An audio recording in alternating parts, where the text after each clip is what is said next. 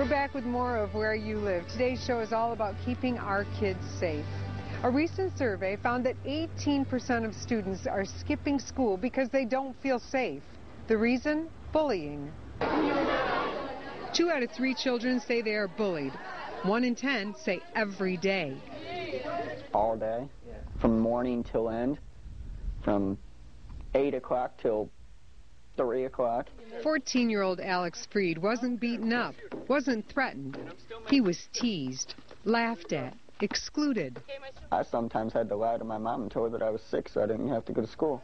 Studies have found that more than 2/3 of students are bullied, not with fists, but words.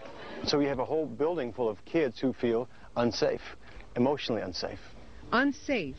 And yet so many kids, like Sarah, never tell anyone, not even their parents. I didn't really want to break down in front of them because I didn't want them to know I was hurting. Experts say the best advice isn't easy. Raise a child who is emotionally strong and self-confident, because bullies choose kids who appear vulnerable. So if you walk into the school building with a belief system that says, I don't deserve to be taken care of, I'm probably not going to make friends, people aren't going to like me, then guess what? You're probably going to attract that kind of thing. Experts also say kids who are bullied need an adult to talk to, especially their mom or dad. I would say just to make sure your child knows that you're there to listen and that you'll just hear what they have to say and hug them and love them and see if that's cure enough. My baby. Why you do that to me? That's not... Nah, you really. Bullying can be a huge issue for kids of all ages. We brought in our expert from Helen DeVos Children's Hospital. Kimberly, let's talk a little bit about traditional bullying. Traditional bullying can really stem from things such as riding the school bus to being a classmate.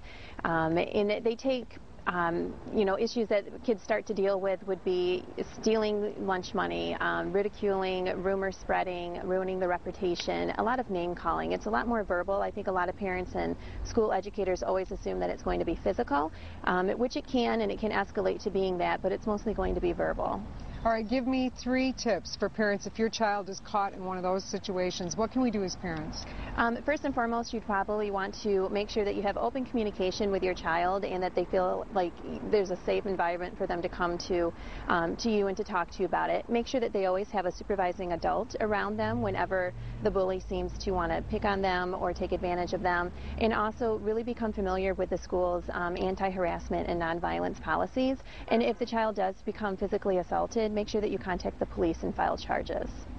So that's the best steps? It usually, yeah, I would recommend that. And some of them may sound extreme, but 9 times out of 10, they're going to get extreme anyway, so you might as well step in and support your child and try to protect them. What about the whole new concept of cyberbullying that just seems to be running rampant with our kids? You know, it really is.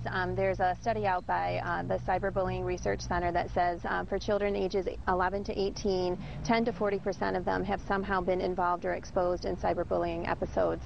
And it really is just an extension of traditional bullying. It still stems from having to interact with the kids on the schoolyard, but then it's taken to the internet for Facebook, social networking, YouTube. Photos are taken when kids don't know and they're downloaded, and then it's viral and millions of people can see this. What if our kid's caught in that? What do we do? Yeah, you also, again, you want to make sure that you convey unconditional support in an environment of safety so the child can come to you and talk to you about that. And as a parent, you want to put strict guidelines down to how you use those sites and how you use the internet. Make sure the computer is in a family-friendly environment, place in the household so everybody can see what sites you're accessing. Parents can make a joint account with their child. If that's not what you choose to do, then maybe have access to the password so you can log in and get an insight on what's happening.